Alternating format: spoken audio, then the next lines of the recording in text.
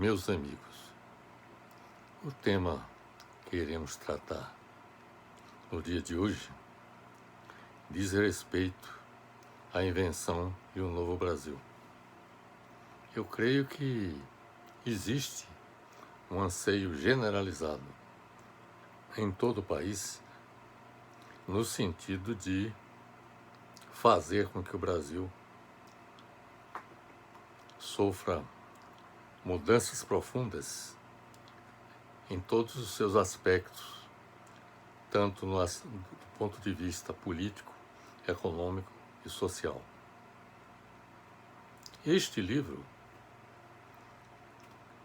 Este tema, digo melhor, está relacionado com o penúltimo livro que nós lançamos, chamado A Invenção de um Novo Brasil.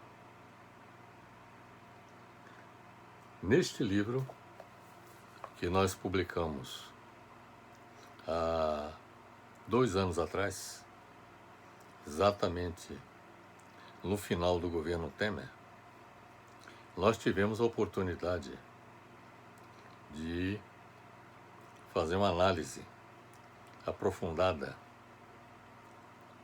do desenvolvimento do Brasil desde o período colonial até a era contemporânea. Neste livro nós analisamos os modelos econômicos que foram adotados no país, começando pelo modelo agrário exportador, que prevaleceu no país desde que os portugueses aqui aportaram em 1500 até 1929, ou seja, até a primeira metade do século XX. Analisamos também o modelo nacional desenvolvimentista, que foi adotado a partir de 1930, com o governo Getúlio Vargas.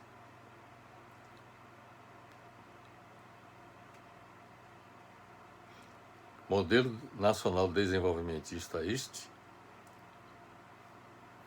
que foi implementado de 1930 até 1954, quando o presidente Vargas se suicidou. A partir de 1955, ou seja, desde 1955 até 1990, foi adotado um modelo de desenvolvimento capitalista dependente.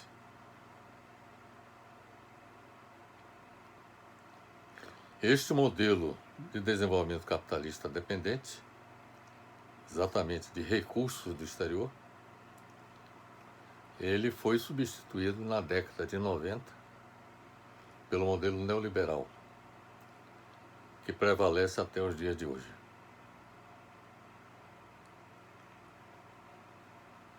Cada um desses modelos apresentou resultados diferenciados do ponto de vista de sua contribuição ao desenvolvimento do país. O modelo agrário exportador dependia do mercado externo para a venda dos seus produtos. Durante o período em que prevaleceu o modelo agrário exportador, o Brasil, se apresentava como um país atrasado economicamente. A indústria no Brasil só se viabilizou a partir do modelo nacional desenvolvimentista, com Getúlio Vargas a partir de 1930. A indústria se instalou no Brasil com atraso de 200 anos.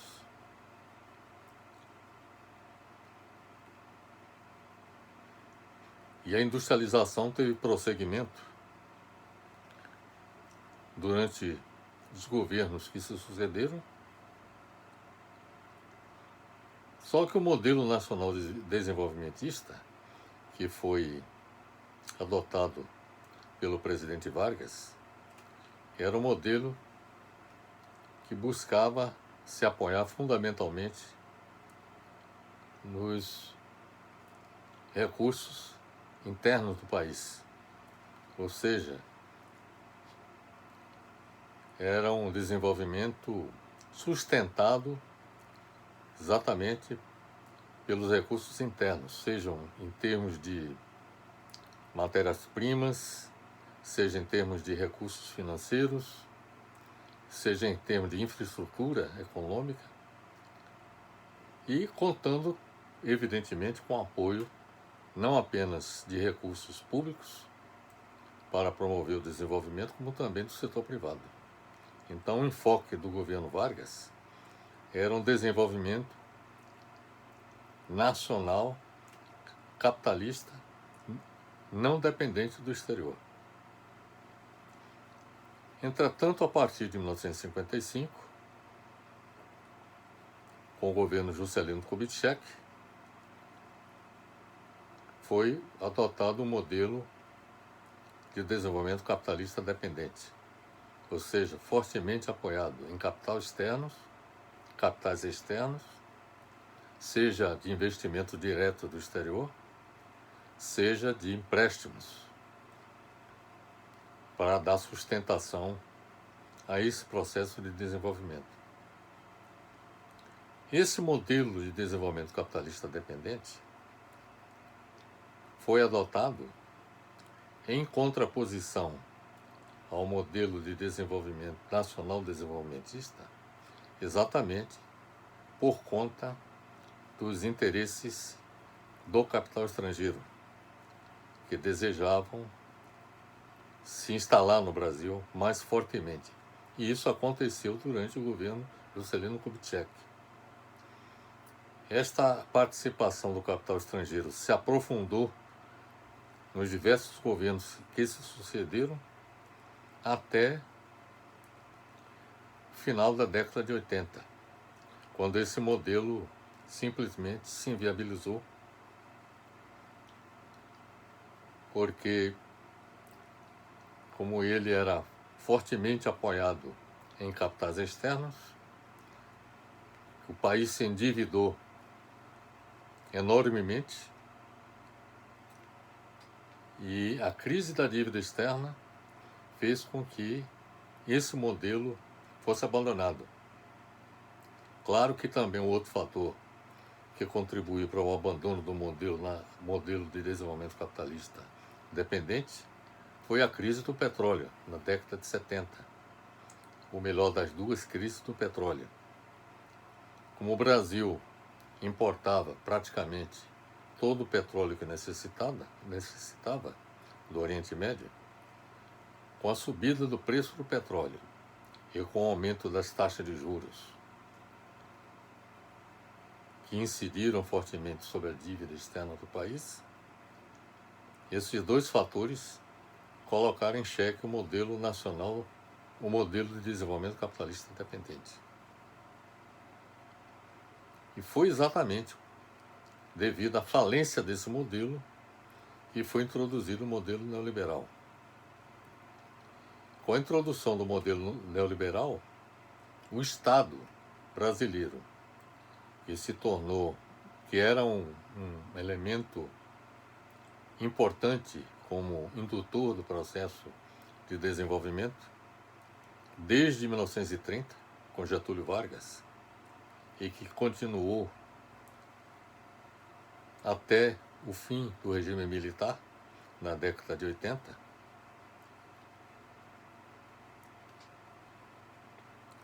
este modelo de desenvolvimento capitalista dependente, ele,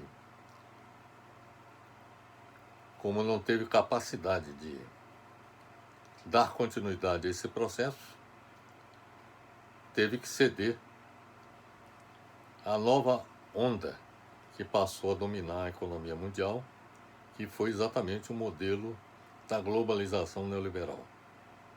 E com o modelo neoliberal, o Estado praticamente abandonou a sua condição de indutor do desenvolvimento, deixando por conta do mercado exatamente esse papel. Entretanto, o modelo neoliberal implantado no Brasil tem sido um verdadeiro fracasso. As taxas de crescimento econômico, a geração de emprego e outros indicadores econômicos, como a industrialização do país,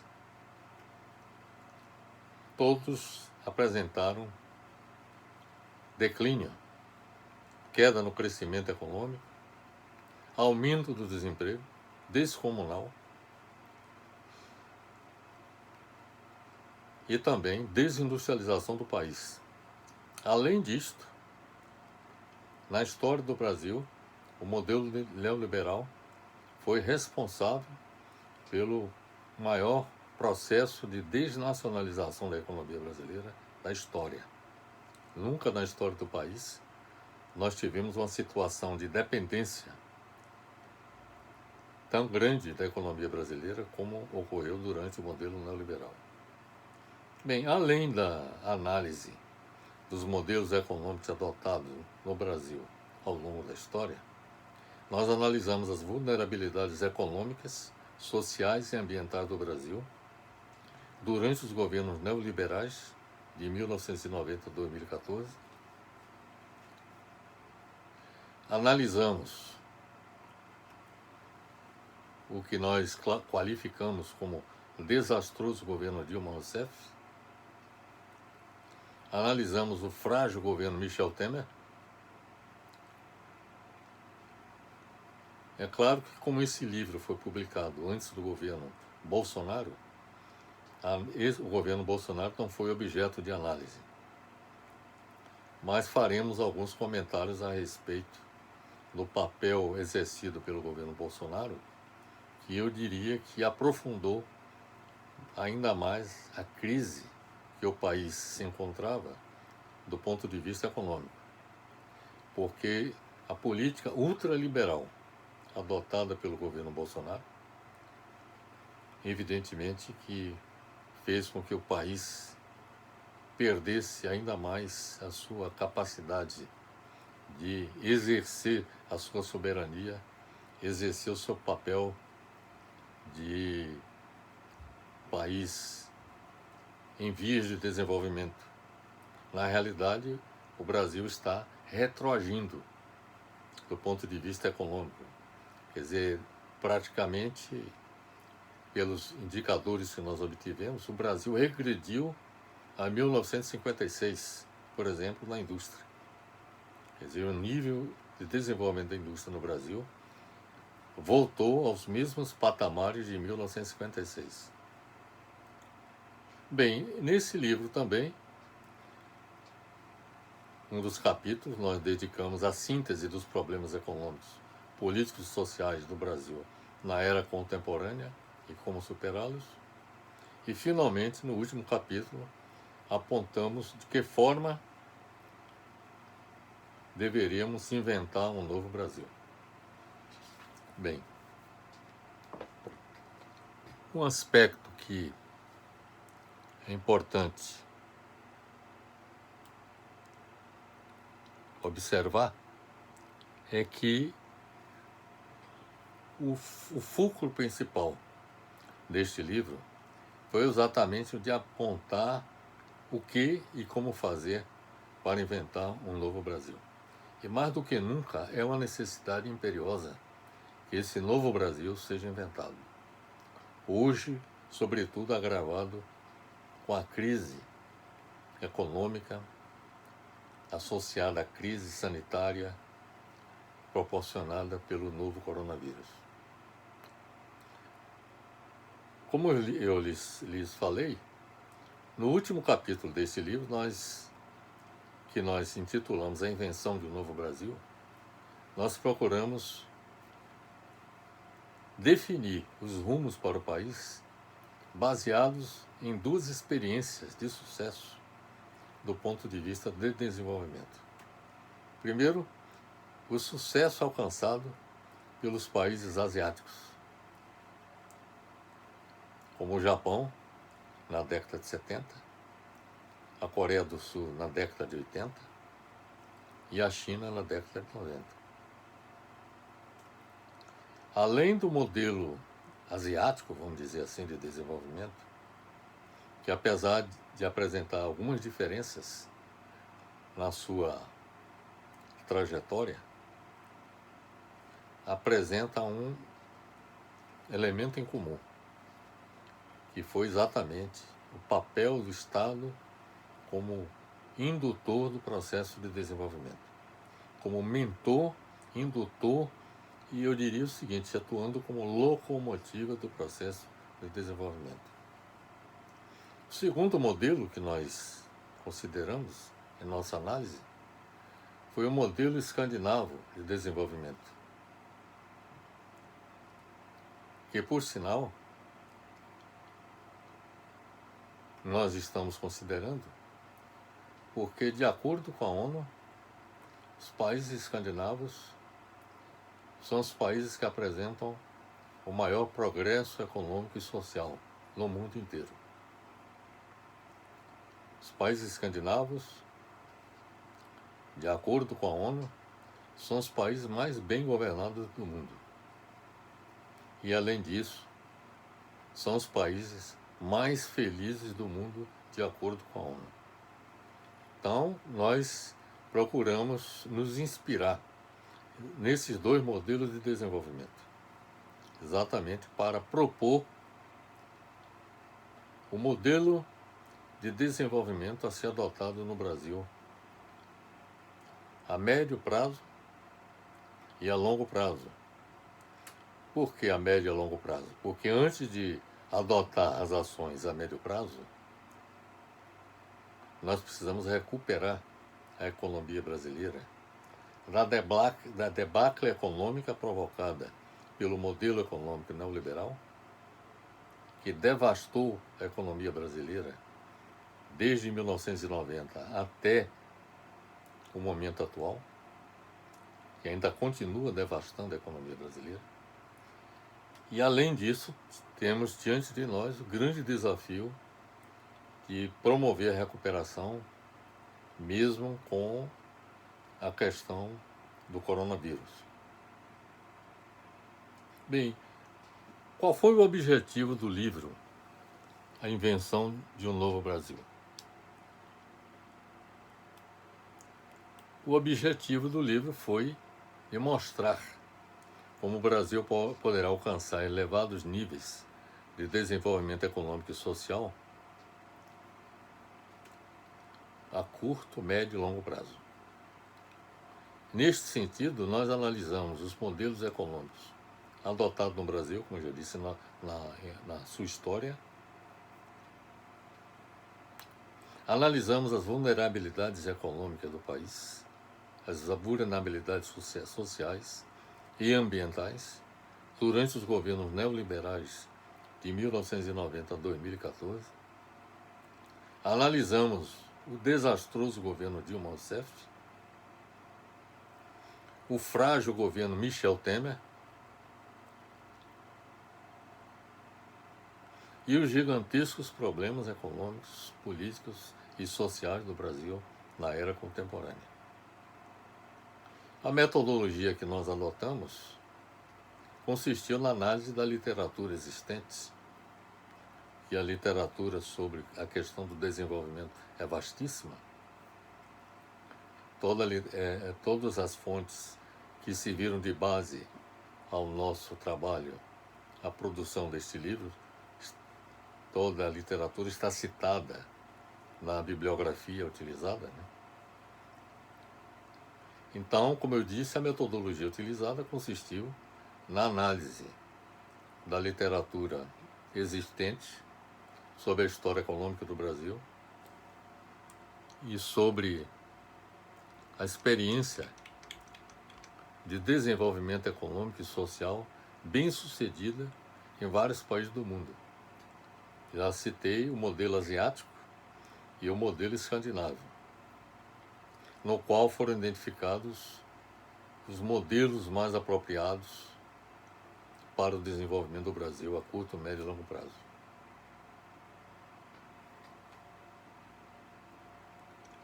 Eu já lhes falei que no Brasil foram adotados 4 modelos de desenvolvimento, cujas consequências chegamos a citar.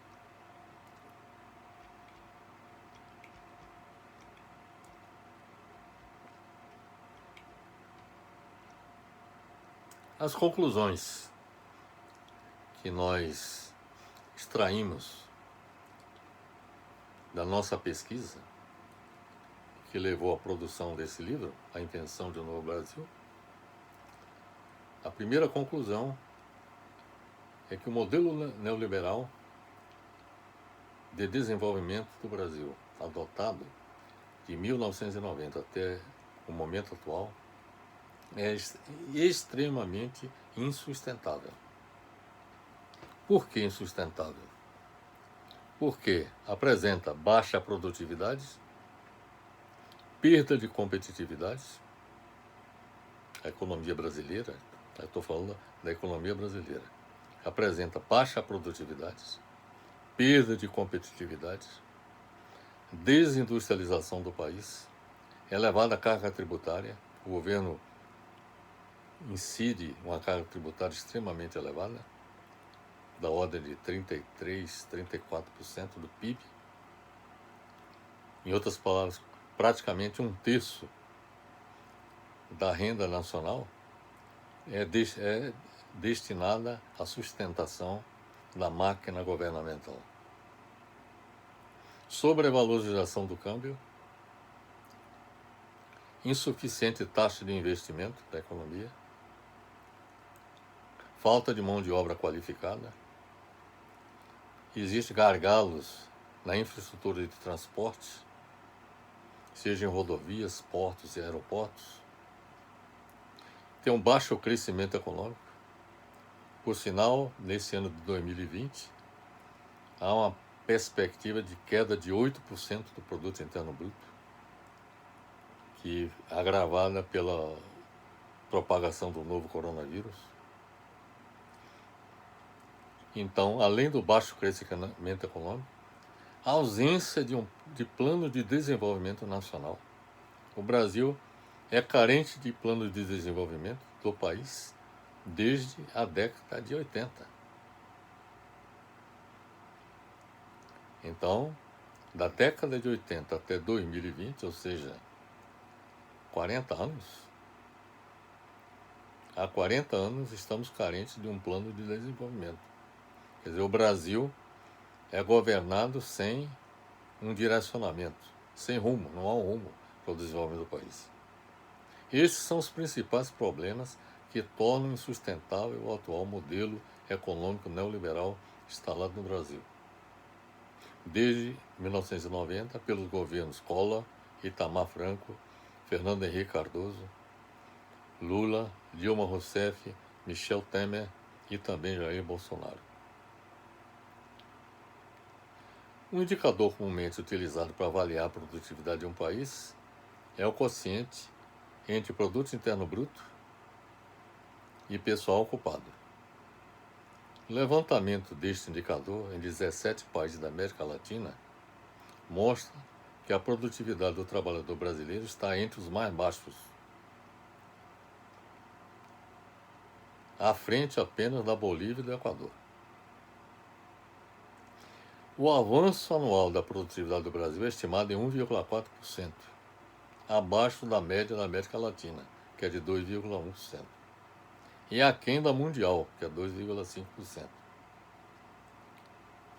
Para aumentar a produtividade do Brasil, seria essencial investir maciçamente em educação, para melhor qualificar seus recursos humanos, modernizar o sistema produtivo, para elevar sua eficiência e melhorar a gestão da produção em todos os setores para obter o máximo de produção com o mínimo de recursos utilizados.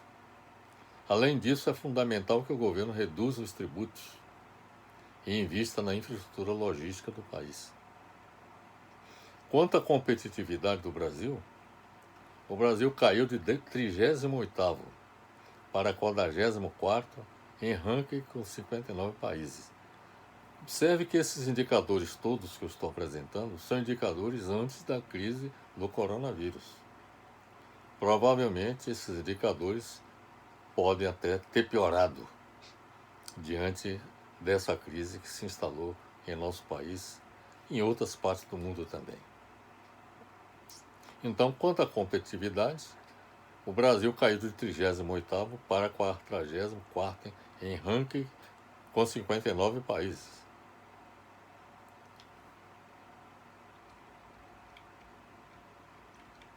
A participação da indústria no Produto Interno Bruto brasileiro, em 2011, de 14,6% do PIB, veja bem, em 2011.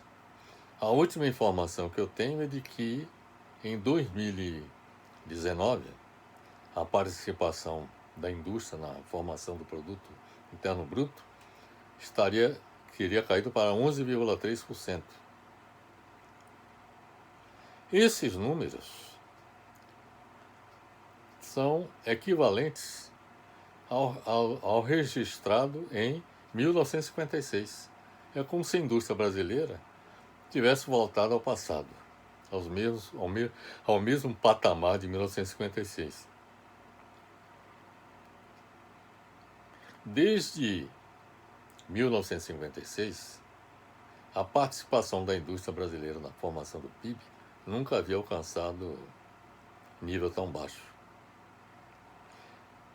Observe o seguinte, que a contribuição da indústria na geração de riqueza do país, a maior contribuição ocorreu em 1985, com 27,2% do PIB. Então, foi uma queda significativa que ocorreu. Na prática, reduzir a participação da indústria de 27% do PIB para 11% do PIB em 2019 significa desindustrialização.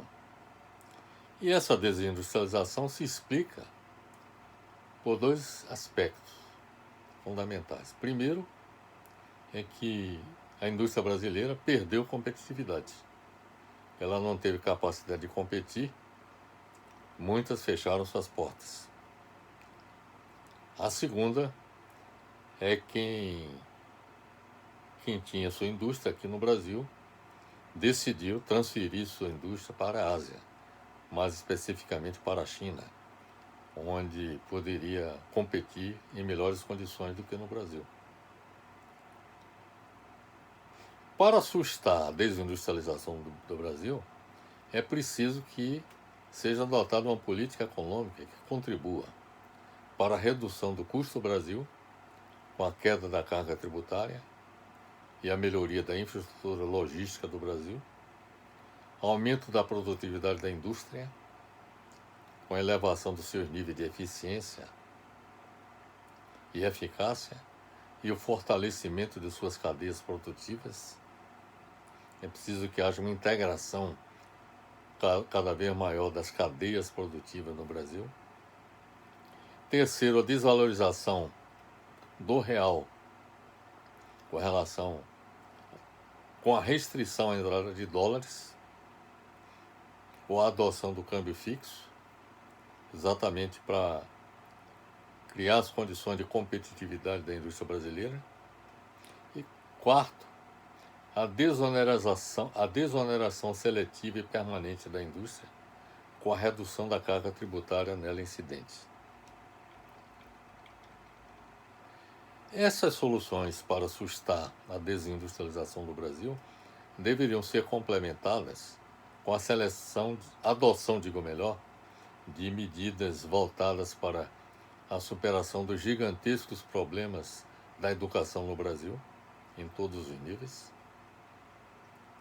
o desenvolvimento dos recursos de conhecimento, adotando programas para a implantação de centros de pesquisa e desenvolvimento, aquisição de tecnologia e atração de cérebro do exterior, adequada dotação de recursos de infraestrutura, estabelecendo programas eficazes de eliminação dos gargalos existentes, incentiva as ligações entre as cadeias produtivas das empresas e seus fornecedores, com a eliminação de lacunas existentes, e há muitas lacunas, nesse particular no Brasil.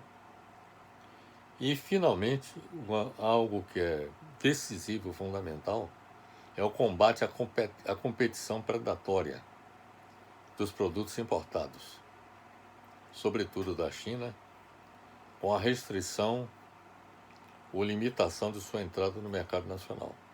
É preciso que haja proteção para a indústria brasileira.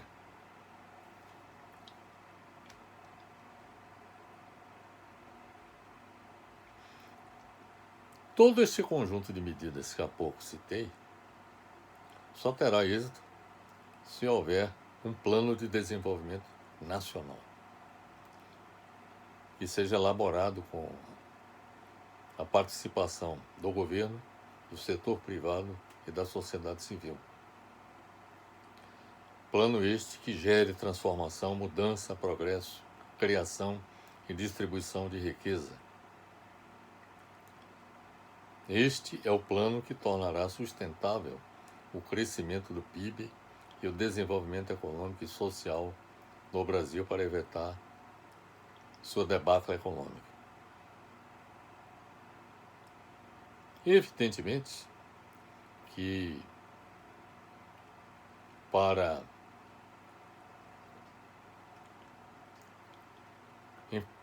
levar avante um plano de desenvolvimento do país, para superar os problemas econômicos que o país enfrenta, é necessário que sejam identificadas as causas do atraso econômico, político e social do Brasil. Isto foi feito neste livro.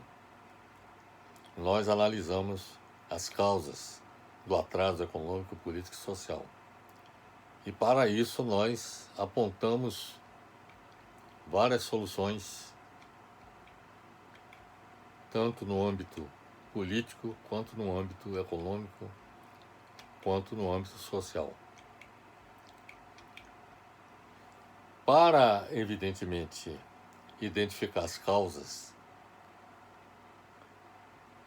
da crise econômica, política e social do Brasil, nós teríamos que identificar as raízes dessas crises. E nós identificamos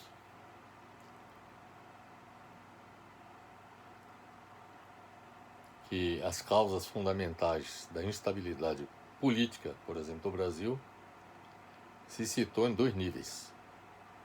No funcionamento do modo de produção capitalista, estrutura econômica, o qual tem um caráter instável, o que provoca efeitos positivos ou negativos no âmbito do aparelho do Estado. E segundo, no funcionamento do próprio Estado, ou seja, sua estrutura jurídico-política, o qual pode gerar instabilidades econômicas e político-institucional. Em relação ao nível da estrutura econômica, sabemos, principalmente pelas análises econômicas e sociais de vários economistas e sociólogos,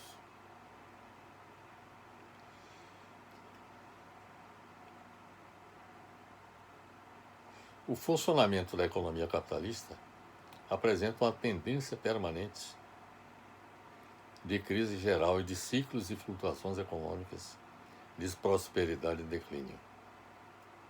De crise geral, de ciclos e flutuações econômicas de prosperidade e declínio, que provocam crises econômicas potenciais a curto e médio prazo. Trata-se de 2 tipos de crise geral: a crise estrutural e a crise conjuntural, que se convertem em fontes potenciais de instabilidade econômica, que elevam a instabilidade no plano político. É o que nós estamos, por exemplo, enfrentando no momento no Brasil durante o governo Bolsonaro.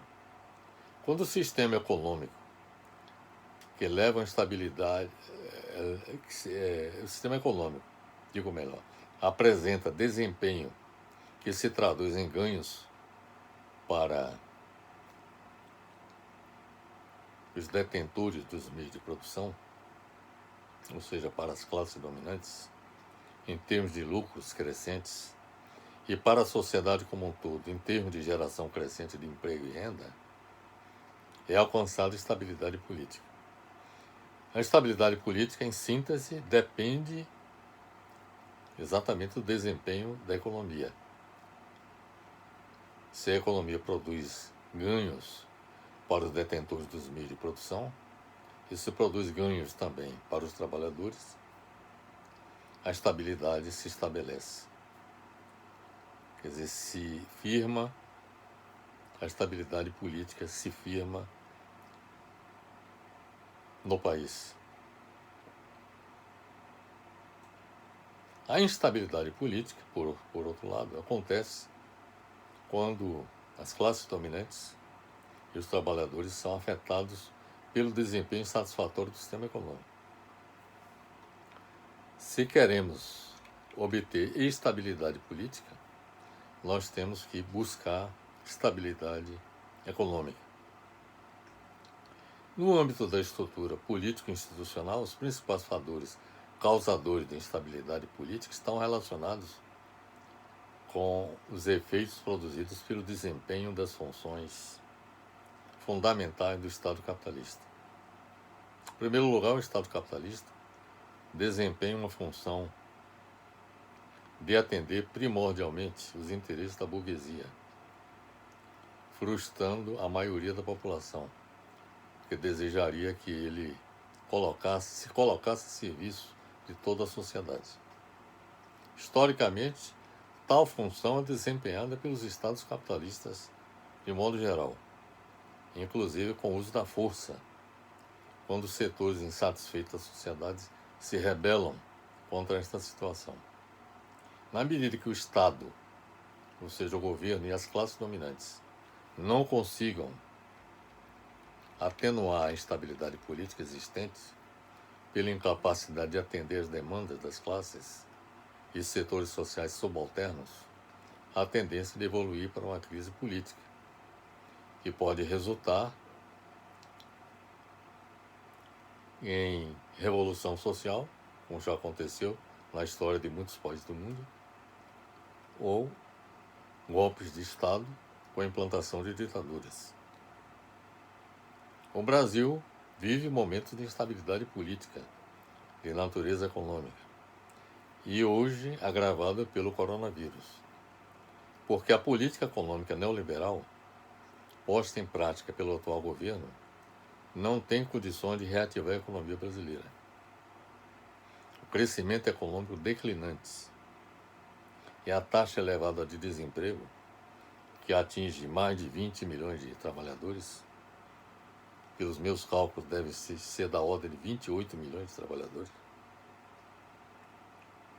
tendem a se agravar. Essas condições tendem a se agravar.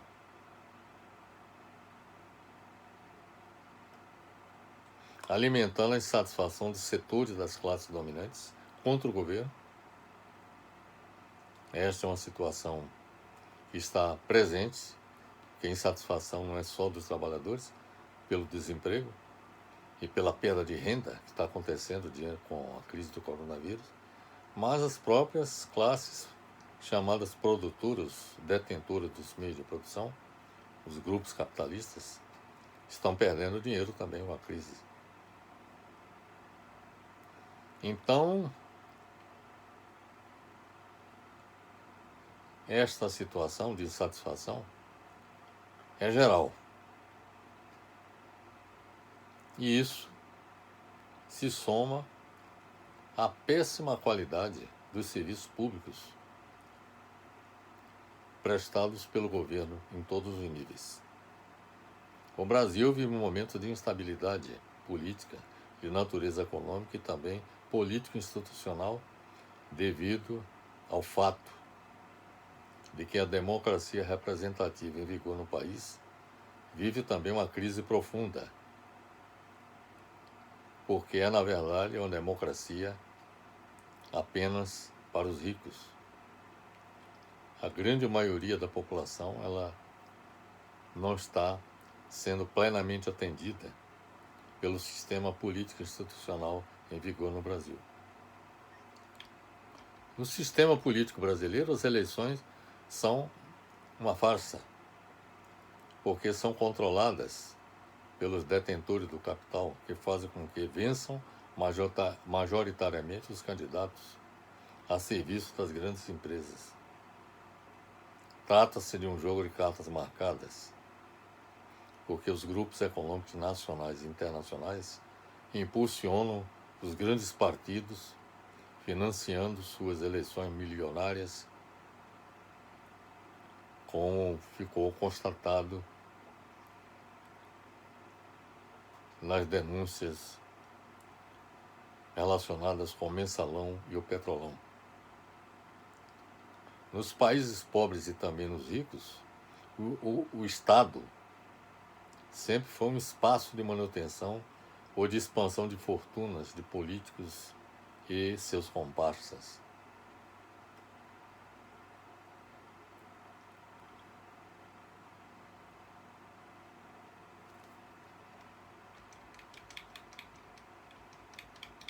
Um fato que se constata, e no livro nós analisamos aprofundadamente este fato, é a falência dos sistemas político e econômico do Brasil. Esta foi uma conclusão que nós chegamos. E na medida em que existe uma falência dos sistemas políticos e econômicos do Brasil, que se traduz no agravamento do sistema social, evidentemente que isso impõe a necessidade de que haja uma mudança profunda. E esta é a razão pela qual nós estamos propondo a invenção de um novo Brasil.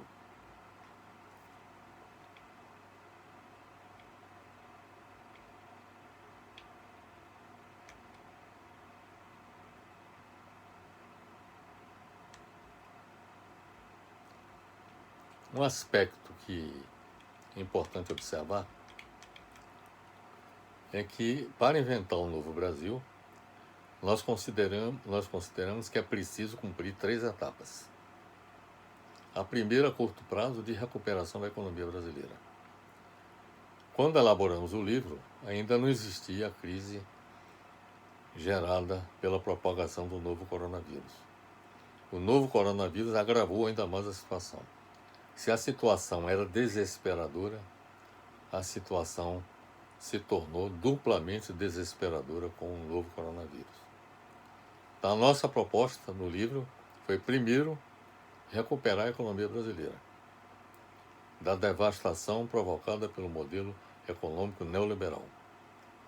A segunda, a médio prazo, a adoção do modelo nacional desenvolvimentista, nos moldes do desenvolvimento adotado pelos países da Ásia, Japão, Coreia do Sul e China. E a terceira, a longo prazo, com a adoção do modelo social-democrata nos moldes do praticado nos países escandinavos, com os necessários aperfeiçoamentos e adaptação no Brasil. A adoção do modelo nacional desenvolvimentista, a médio prazo, nos moldes do desenvolvimento adotado pelos países da Ásia, Japão, Coreia do Sul e China, seria justificada. Por quê? Porque esses foram os países cujo modelo econômico proporcionou o maior crescimento, o maior progresso econômico na segunda metade do século XX. Da segunda metade do século XX até o presente momento. E a longo prazo seria justificada a adoção do modelo social-democrata nos moldes praticados nos países escandinavos, porque foi o único modelo de sociedade que permitiu o maior progresso econômico, social e político na história da humanidade. Quais eram as características do modelo de desenvolvimento adotado na Ásia? Os 3 países da Ásia, tanto o Japão, Coreia do Sul quanto a China, promoveram seu desenvolvimento com o governo atuando como indutor do desenvolvimento, ao contrário da política econômica neoliberal dos governos Fernando Collor, Itamar Franco, Fernando Henrique, Lula, Dilma Rousseff, Michel Temer e agora Jair Bolsonaro, que abdicaram de utilizar o Estado brasileiro como instrumento de promoção do desenvolvimento econômico e social do Brasil, deixando-o à mercê das forças do mercado.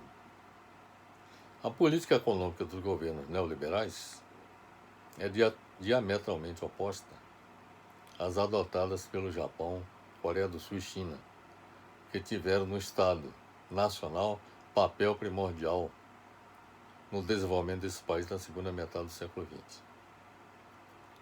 O Japão se transformou em grande potência econômica no século XX. Passou a se rivalizar com os Estados Unidos e com os países da Europa, baseado em um projeto desenvolvimentista executado pelo Estado em nome da nação, ou seja, pelo governo nacional em nome da nação. Sua vez, na Coreia do Sul, o Estado sul-coreano assumiu um papel desenvolvimentista por meio de empresas e investimentos públicos. Foi graças ao papel do Estado no desenvolvimento econômico que a China vem apresentando nos últimos 30 anos as mais elevadas taxas de crescimento do PIB no planeta. Os investidores capitalistas privados sempre exerceram um papel fundamental na realização de investimentos ao longo da história em vários países. Isso aconteceu tanto no Japão, quanto na Coreia do Sul, quanto na própria China, em que os investidores privados se associaram ao plano de desenvolvimento encetado pelos governos desses países. É importante observar que a decisão de empreendedor de investir depende da existência de 2 fatores: o ambiente econômico favorável e políticas governamentais desenvolvimentistas. No Brasil, nós não temos nem ambiente econômico favorável, diante dessa situação de instabilidade política e de crise econômica e social presentes. Então, o ambiente econômico não é favorável e, além disso, não há políticas governamentais desenvolvimentistas.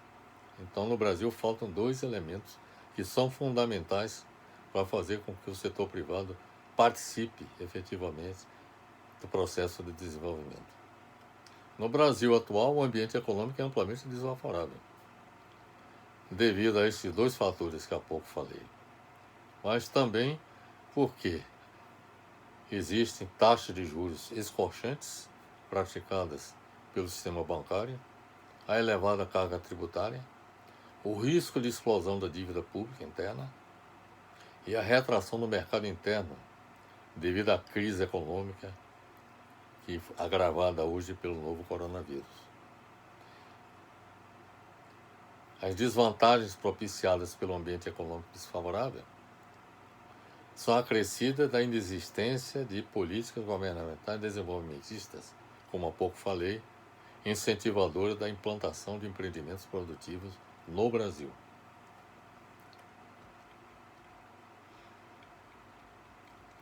É importante observar que no capitalismo os investidores privados são os principais responsáveis pelo processo de acumulação de capital. Isso aconteceu no Japão, na Coreia do Sul, como também na China. A China se tornou o Eldorado do capitalismo mundial. Para lá foram grandes corporações multinacionais e que, devido exatamente aos fatores favoráveis, decidiram investir no país. No Japão, na segunda metade do século XX, foi a alta taxa de poupança interna que possibilitou a obtenção de elevadas taxas de investimento e aumento rápido dos salários reais.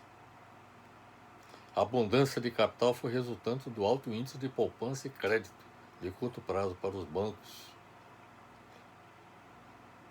pelo Banco do Japão. Na Coreia do Sul, o papel do governo coreano na canalização de capital foi vital quando o país sofria sua escassez.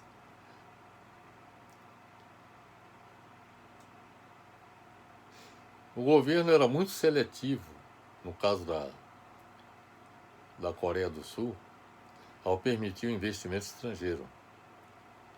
Mas houve atração de capital estrangeiro, mas de forma seletiva. Da mesma forma que o Japão e a China adotaram a mesma política, de atrair capitais externos de forma seletiva, ou seja, que agregassem um valor ao desenvolvimento do país. A China, por exemplo, a taxa agregada de investimento chega a alcançar 40% do PIB.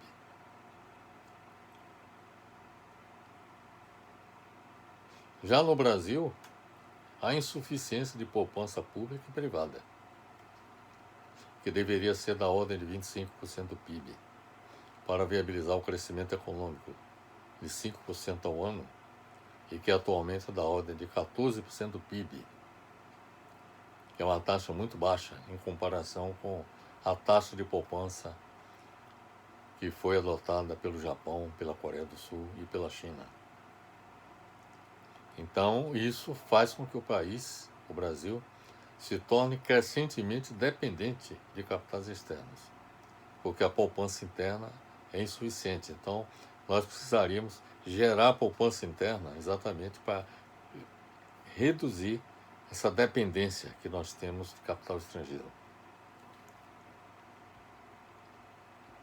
Um outro aspecto que é importante observar é que o progresso técnico e a organização do processo produtivo foram fatores decisivos para o aumento da produtividade e a consecução do desenvolvimento econômico e social em vários países do mundo. No Japão, índices elevados de investimento em pesquisa e desenvolvimento e enfoque em indústria avançada capacitaram o país a assumir uma posição de liderança nos setores de ponta. Houve esforço sustentado para o desenvolvimento tecnológico, para a aquisição de tecnologia e inovação tecnológica patrocinada pelos governos. As companhias japonesas são o principal motor de pesquisa e desenvolvimento no Japão.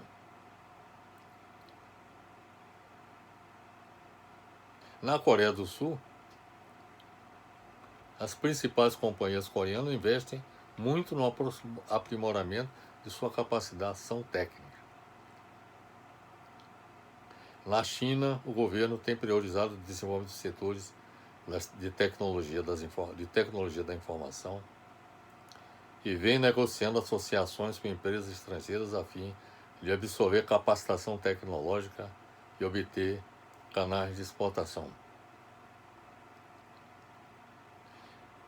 Também na China, a firme apoia as empresas nacionais com significativa expansão recente de programas de pesquisa e desenvolvimento, treinamento e formação de recursos humanos de alto nível. Ao contrário do Japão, da Coreia do Sul e da China, no Brasil, o atraso tecnológico é crescente, devido à inexistência de política industrial e de desenvolvimento científico e tecnológico.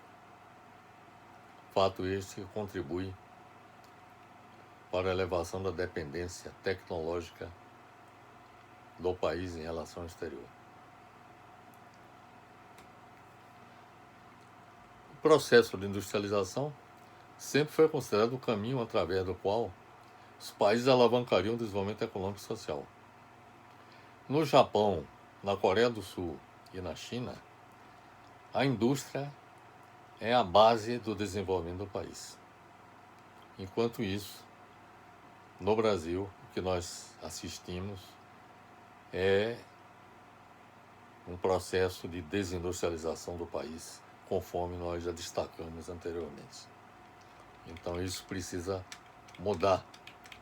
Quer dizer, o Brasil precisa investir também, além de investir em política industrial para fortalecer a indústria brasileira, tem que desenvolver também fatores de produção, como recursos humanos, recursos de conhecimentos, recursos físicos, infraestrutura econômica e social e capital. E, além disso, desenvolver o mercado interno. Quer dizer, o mercado interno ele deveria ser, digamos, a base de sustentação da economia brasileira e não o mercado externo, como acontece no momento. Quer dizer, hoje o Brasil, além de depender dos recursos financeiros do exterior e de tecnologia externa, depende também de mercados externos para a colocação de seus produtos, principalmente o agronegócio e os produtos minerais.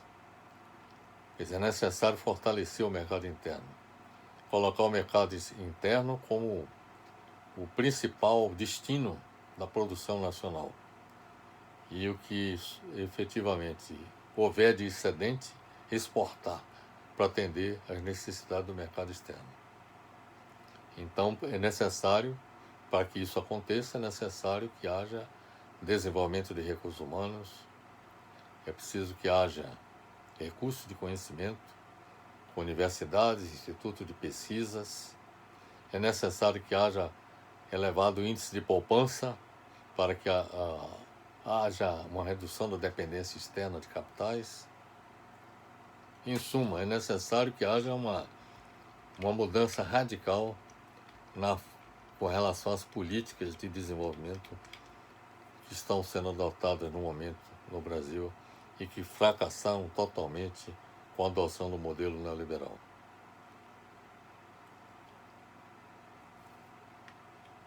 Sem a adoção dessas medidas, o que é que poderá ocorrer? Quebradeira de amplos setores industriais, a desindustrialização e a desnacionalização da economia brasileira. E isso traz consequências. Quer dizer, na medida em que tudo isso aconteça, isso significa menos geração de emprego e renda para a população brasileira. E isto contribui para crises econômicas e consequentes instabilidades de natureza política, como a que vem acontecendo no momento no Brasil. A desnacionalização da economia brasileira é evidenciada quando se observa que das 50 maiores empresas brasileiras, 26 são estrangeiras, segundo o censo do capital estrangeiro no Brasil. Mais da metade das empresas brasileiras, setor de ponta, automobilístico, aeronáutica, eletrônico, informática, farmacêutico, telecomunicações, agronegócio e minérios, estão nas mãos do capital estrangeiro. O capital estrangeiro está presente em 17.605 empresas brasileiras que respondem por 63% do produto interno bruto do Brasil e tem um controle de 36% do setor bancário e possui 25% das ações do Bradesco e 20% das ações do Banco do Brasil. Então, o modelo asiático de desenvolvimento é o que deveria ser adotado no Brasil. Deveríamos nos inspirar nesse modelo para adotar imediatamente após a recuperação da economia brasileira. Recuperação essa da devastação provocada pelo modelo neoliberal e também pela propagação do novo coronavírus. A longo prazo, cumprida essa etapa com a adoção do modelo asiático de desenvolvimento, quando a economia brasileira já estiver alcançado o nível ideal, sustentável, diria melhor, de desenvolvimento, deveríamos então adotar o modelo escandinavo. O modelo nórdico escandinavo de social-democracia poderia ser melhor descrito como uma espécie de meio termo entre o capitalismo e o socialismo. Não é nem totalmente capitalista, nem totalmente socialista, sendo a tentativa de fundir os elementos mais desejáveis de ambos em um sistema híbrido. Em 2013, ou melhor, em 2014, aliás, em 2013, a revista The Economist declarou que os países nórdicos são provavelmente mais bem governados do mundo. O relatório World Happiness Report 2014 da ONU mostra que as nações mais felizes estão concentradas no norte da Europa, com a Noruega no topo da lista. Os nórdicos possuem a mais alta classificação do PIB real per capita, a maior expectativa de vida saudável, a maior liberdade de fazer escolhas na vida e a maior generosidade. A Escandinávia é o berço do modelo mais igualitário que o capitalismo já conheceu, de acordo com esse relatório da ONU. Relatório esse que mostra quais são os países mais felizes do mundo. O sumário executivo do Índice de Progresso Social 2014 da ONU, exatamente esse relatório sobre os países mais felizes do mundo, define o progresso social como a capacidade de uma sociedade atender às necessidades humanas básicas de seus cidadãos, estabelecer os componentes básicos que permitam aos cidadãos e às comunidades melhorarem e manterem a qualidade de vida e criarem as condições para que todos os seus habitantes atinjam o seu pleno potencial. Dessa definição, este sumário executivo inferiu as 3 dimensões do modelo do Índice de Progresso Social. Primeiro, o atendimento das necessidades humanas básicas, de nutrição e cuidados médicos básicos, água, saneamento, moradia, segurança pessoal. Segundo, os fundamentos de bem-estar, acesso ao conhecimento básico, acesso à informação e comunicação, saúde e bem-estar, sustentabilidade dos ecossistemas. E terceiro, criação de oportunidades, direitos individuais, liberdades e escolhas individuais, tolerância e inclusão, acesso à educação superior. A análise do sumário executivo do Índice de Progresso Social 2014 permite constatar que algumas das maiores economias do mundo não se saíram tão bem no ranking de progresso social, como a Alemanha, por exemplo. Todo mundo tem a imagem de que a Alemanha está no topo, mas apareceu em 12º lugar. O Reino Unido em 13º, o Japão 14º, os Estados Unidos em 16º e a França em 20º. O Índice de Progresso Social nos permite pela primeira vez avaliar a eficácia com a qual o sucesso econômico de um país se transforma em progresso social.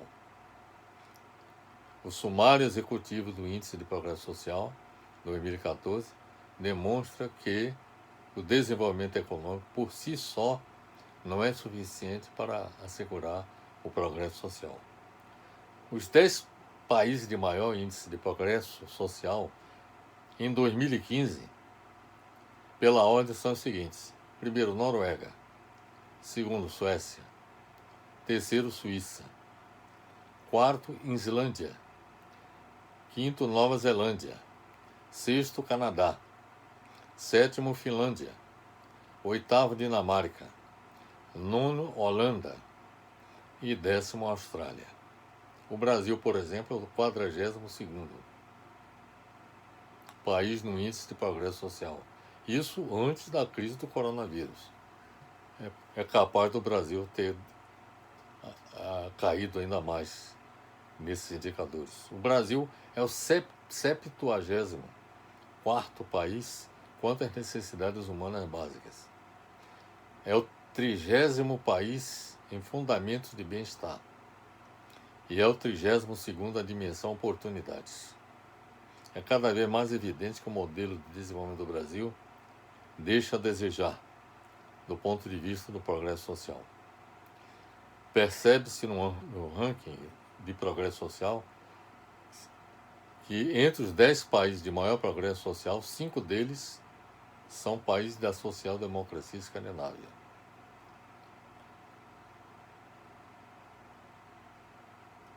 Os elevados índices de progresso social dos países nórdicos, ou escandinavos, resultam do fato de utilizarem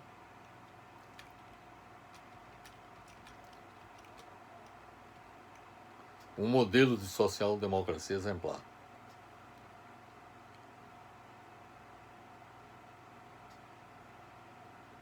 Entre os países escandinavos ou nórdicos, a Noruega é o mais próspero do mundo, com um estado de bem social caracterizado por muita igualdade e muita justiça social. Na Noruega não prospera a desigualdade, o egoísmo, o individualismo caracterizador do liberalismo e do neoliberalismo. Há 100 anos, a Noruega passou da condição de um dos países mais pobres da Europa, convivendo com gelo e escuridão por metade do ano,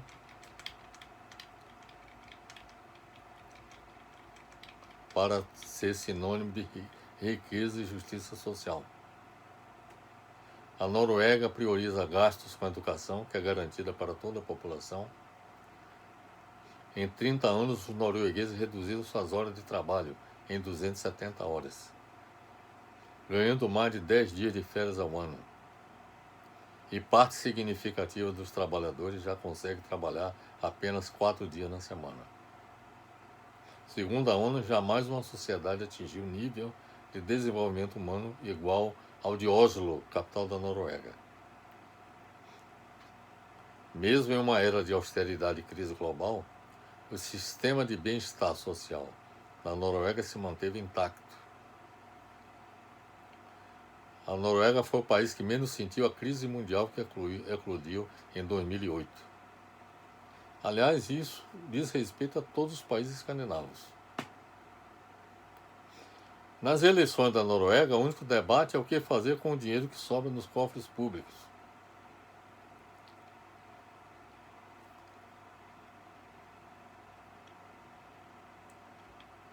Esta situação que está presente na Noruega se aplica a todos os países escandinavos.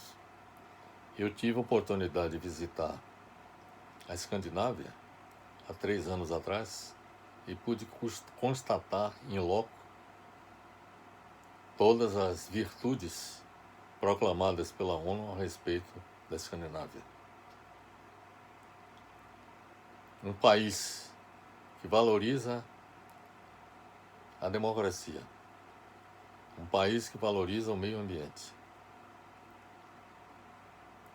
Lá não há poluição de rios, nem de lagoas, não há esgotos a céu aberto. As prisões estão praticamente vazias. Índice de criminalidade quase zero. Evidentemente que é um modelo de sociedade merecedor de todo o nosso respeito. Um lema que faz parte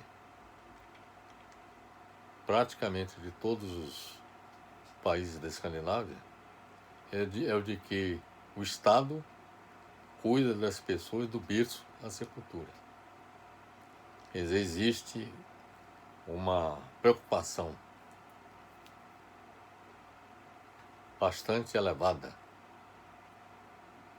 no que diz respeito às relações sociais. A prioridade é o bem-estar social da sociedade. Este é o maior bem que toda a sociedade escandinava busca, o bem-estar social. Qual seria então o modelo de sociedade que nós deveríamos inventar para o Brasil a longo prazo.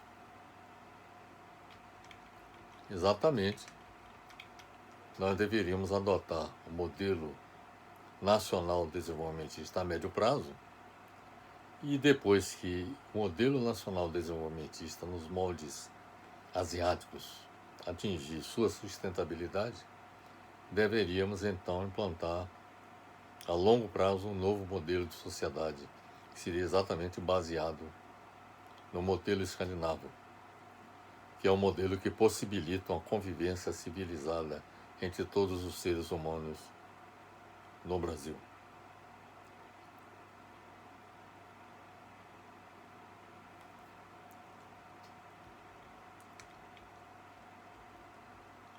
A social-democracia a ser implantada no Brasil deveria resultar, portanto, do aperfeiçoamento do modelo escandinavo atual. O modelo a ser adotado no Brasil operaria com um tripé estruturado com base em um Estado neutro, sociedade civil organizada ativa e setor produtivo, estatal e privado eficiente e eficaz. Então haveria esse tripé: Estado, sociedade civil e setor produtivo, todos procurando atuar de forma harmônica. O Estado neutro buscaria compatibilizar os interesses do setor produtivo, estatal e privado, com os da sociedade civil, mediando seus conflitos em várias instâncias dos poderes executivo e legislativo, e judiciário. E quando não se obtém um consenso, a decisão final ficaria a cargo da população, que decidiria democraticamente através de plebiscito e o referendo.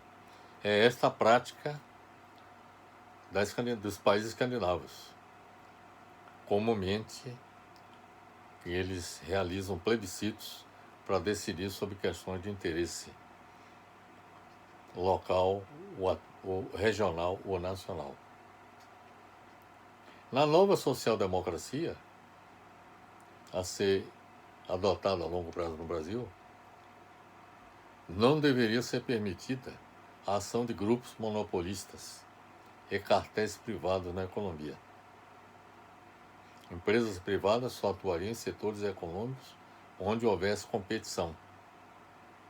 Empresas estatais ou de economia mista ocupariam os setores econômicos onde não fosse possível haver competição. Este seria o novo Brasil que precisaríamos inventar. E isto é o que está contemplado neste livro que publicamos em 2018, exatamente no final do governo Temer. De modo, meus amigos, que essas são as considerações que eu teria a fazer a respeito desse livro. É importante observar que este livro ele foi publicado pela editora CRV de Curitiba. E quem desejar obter este livro, eu sugiro acessar o site da editora CRV e, através desse site, adquirir um exemplar deste livro, que poderá ser bastante útil para todos aqueles que desejam encontrar caminhos para o desenvolvimento do nosso país. Esta foi a contribuição que nós entendemos naquela época, em 2018, importante contribuição até para orientar candidatos aos cargos eletivos, sobretudo a presidência da República, e ao eleitor para fazer as melhores escolhas. Infelizmente, os resultados estão aí presentes o povo brasileiro não fez a melhor escolha nas últimas eleições presidenciais. E estamos, em consequência disso, enfrentando os dissabores do neoliberalismo, eu diria até do ultraliberalismo posto em prática pelo governo Bolsonaro, associado à devastação provocada pela crise do novo coronavírus. De modo, meus amigos, que essas são as informações que eu tenho a lhes trazer. Esta foi a primeira abordagem que eu faço de um livro que publiquei. Oportunamente falaremos sobre os livros que já publicamos e orientando onde adquiri-los, as editoras que foram responsáveis por suas publicações. Finalizo deixando um grande abraço para todos e desejando boa sorte em suas caminhadas, não só no enfrentamento do novo coronavírus, como também no enfrentamento da avassaladora crise econômica que está aí em nosso país. Espero que esse livro possa trazer subsídios para todos aqueles que desejam efetivamente contribuir para o progresso de nosso país. Um grande abraço.